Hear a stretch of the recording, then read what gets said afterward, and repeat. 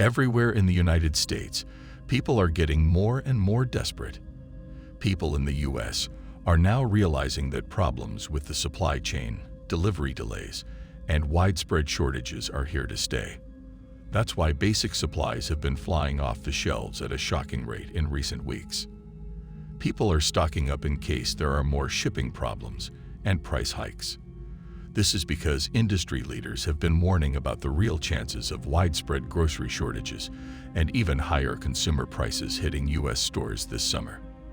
After having to deal with empty shelves for 2 years, Americans are tired of not being able to get the things they need and want. And they've been preparing for what's next. In recent weeks, grocery store shelves have been emptied by desperate Americans who are sick of having to fight to get the things they want and need. However, shelves are still empty because retailers big and small can't restock fast enough to meet the growing demand in several parts of the country. Insider executives from farms to local stores say that staffing shortages in important areas like transportation and logistics are slowing down the delivery of goods and the restocking of store shelves across the country. Since 2020, national supply chains have been under a lot of stress, and the problems that are causing product shortages aren't going away anytime soon. Even the goods we make here at home, like wheat and corn-based products, don't taste the same as they did last year. This may be because U.S. farmers have drastically cut their crops over the past year because of rising operational costs. It looks like March 2020, when everyone was scared and the stores were empty.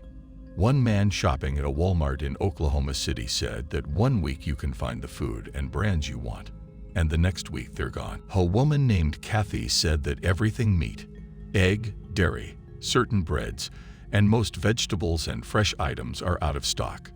Andrea Diascourts, a 44-year-old mother of 2, said that when she found the products her family needed, she would stock up on them before they disappeared from the shelves again. To make sure we don't have any shortages in our pantry, we're having to buy as much and as often as we can, she said. It's only natural that empty shelves lead to more panic buying, hoarding, or stockpiling. John LeBlanc of Cedarville University gives practical advice on how to get ready. I think people need to do 2 things, he says. They need to stock up on foods that won't go bad, like canned goods, packaged goods, and anything they can put in the freezer. If the power goes out, he says, buy a generator. Even Pastor Joshua Giles of Kingdom Embassy Church in Minneapolis is warning about the importance of getting ready in advance. Stockpiling and buying in a panic are 2 different things. People usually panic buy when they realize something is wrong, and they try to restore their sense of stability and control by stockpiling. However, stockpiling is a normal behavior that many people do to prepare for a known or expected shortage. The teacher went on right now. The sudden rush to stock up on food and other basic supplies is getting worse, and it's leaving store shelves even emptier just as the busiest shipping season starts. This is the time of year when stores usually have less inventory because so many goods are arriving at ports at once, overwhelming a shrinking pool of truck drivers who are supposed to pick up all of these goods and deliver them all over the country. But the shortage of truckers keeps getting worse. The trucking industry has a shortage and an aging workforce. This has been a problem for several years, according to John Esparza, president of the Texas Trucking Association. On top of domestic transportation problems, there is still a lot of traffic at the nation's ports.